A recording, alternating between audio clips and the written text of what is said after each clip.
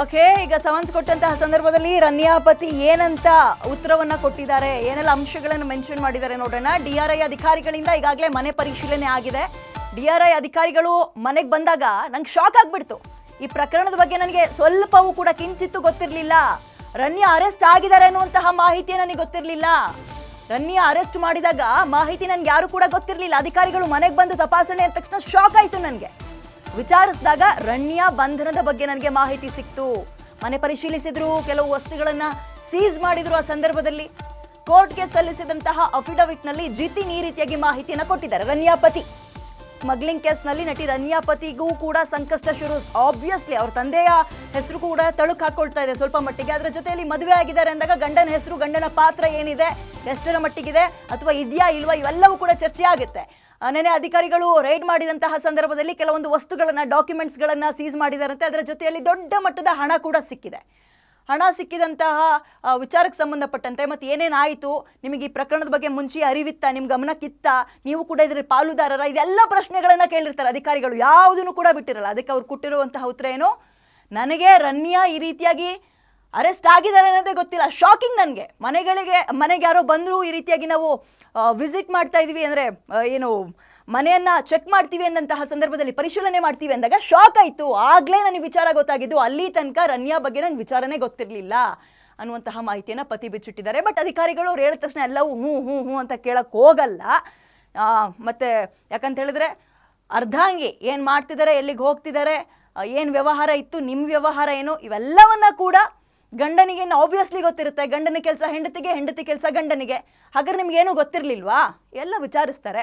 But ಈಗ ಅವರು ಕೊಟ್ಟಿರುವಂತಹ ಅಂಶಗಳು ಈ ರೀತಿಯಾಗಿದೆ. ರನ್ಯಾ ಪತಿ ಜಿತಿನ್ ಅವ್ರು ಕೊಟ್ಟಿರುವಂತಹ ವಿಶ್ಲೇಷಣೆ ಏನಪ್ಪ ಅಂತ ಹೇಳಿದ್ರೆ, ನನಗೆ ರನ್ಯಾ ಅರೆಸ್ಟ್ ಆಗಿದ್ದೇ ಗೊತ್ತಿರಲಿಲ್ಲ ಸರ್, ಮನೆಗೆ ಅಧಿಕಾರಿಗಳು ಬಂದಾಗಲೇ ನಂಗೆ ಶಾಕ್ ಆಗಿದ್ದು ಅನ್ನುವಂತಹ ಅಂಶ ಹೇಳಿದ್ದಾರೆ. ರನ್ಯಾ ಜೊತೆಗಿನ ಮದುವೆ ಕಹಾನಿಯನ್ನ ಪತಿ ಜತಿನ್ ಬೆಚ್ಚಿಟ್ಟಿದ್ದಾರೆ.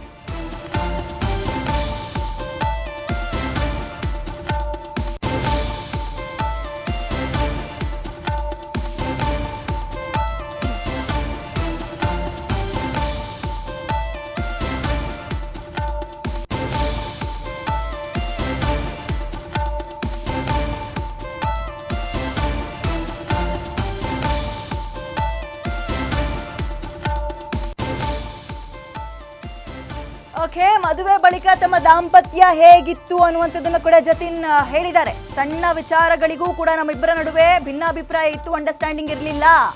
ಸಂಬಂಧಿಗಳು ನಮ್ಮಿಬ್ಬರ ನಡುವೆ ಎಲ್ಲವೂ ಸರಿ ಇಲ್ಲ ಅನ್ನೋ ಕಾರಣಕ್ಕೆ ಪಂಚಾಯತ್ಗೆ ಮಾಡೋಕ್ಕೂ ಕೂಡ ರೆಡಿ ಆಗಿದ್ರು. ಅನೇಕ ಸಲ ಟ್ರೈ ಮಾಡಿದ್ದಾರೆ ಇಬ್ಬರನ್ನು ಒಟ್ಟಿ ಮಾಡೋಕ್ಕೆ, ಆದರೆ ಎಲ್ಲವೂ ಫೇಲ್ ಆಗಿದೆ. ರನ್ಯಾ ಜೊತೆಗಿನ ಮದುವೆ ಕಹಾನಿಯನ್ನ ಪತಿ ಜತಿನ್ ಬಿಚ್ಚಿಟ್ಟಿದ್ದಾರೆ. ಸೊ ಅಲ್ಲಿಗೆ ಇಬ್ಬರ ನಡುವೆ ಎಲ್ಲವೂ ಕೂಡ ಸರಿ ಇರಲಿಲ್ಲ ಅನ್ನುವಂಥದ್ದು ಮೇಲ್ನೋಟಕ್ಕೆ ಗೊತ್ತಾಗ್ತಾ ಇದೆ. ಮದುವೆ ಆದ ಒಂದೇ ತಿಂಗಳಿಗೆ ಗಲಾಟೆ ಶುರುವಾಗಿತ್ತು. ನಮ್ಮಿಬ್ಬರ ಪರಿಚಯ ಹೆಂಗಾಯ್ತು ಅಂದ್ರೆ, ಒಂದು ಮ್ಯಾರೇಜ್ ಆ್ಯಪ್ನಲ್ಲಿ ಆಯಿತು. ಖಾಸಗಿ ರೆಸಾರ್ಟ್ನಲ್ಲಿ ಅದ್ದೂರಿಯಾಗಿ ಮದುವೆ ಕೂಡ, ಅಂದರೆ ಮೊದಲಿಗೆ ಭೇಟಿ ಮಾಡಿದ್ವಿ ನಾವು ಖಾಸಗಿ ರೆಸಾರ್ಟ್ನಲ್ಲಿ. ಎಲ್ಲ ಅಂಶಗಳನ್ನು ಕೋರ್ಟ್ ಮುಂದೆ ನಟಿ ರನ್ಯಾ ಪತಿ ಜತಿನ್ ಹೇಳಿಕೆಯನ್ನು ಕೊಟ್ಟಿದ್ದಾರೆ. ಪರಸ್ಪರ ಒಪ್ಪಿದ್ವಿ, ಇಷ್ಟ ಆಯಿತು, ಇಬ್ಬರಿಗೂ ಕೂಡ ಅಂಡರ್ಸ್ಟ್ಯಾಂಡಿಂಗ್ ಇದೆ ಅಂದ್ಕೊಂಡು ಇಬ್ಬರು ಮದುವೆ ಆದ್ವಿ. 2024 ಅಂದರೆ ಇತ್ತೀಚೆಗೆ ಮದುವೆ ಆಗಿದ್ದಂತಹ ಹೊಸ ದಂಪತಿಗಳು, ನವ ದಂಪತಿಗಳು ಇಬ್ಬರು ಕೂಡ ಈಗ ಹೇಗಿತ್ತು ನಮ್ಮಿಬ್ಬರ ದಾಂಪತ್ಯ ಹೇಗಿತ್ತು, ಎಲ್ಲವೂ ಸರಿ ಇರಲಿಲ್ಲ. ನಾನೊಂದು ತೀರ, ಅವರೊಂದು ತೀರ ಅನ್ನುವಂತಹ ಪರಿಸ್ಥಿತಿ ಇತ್ತು.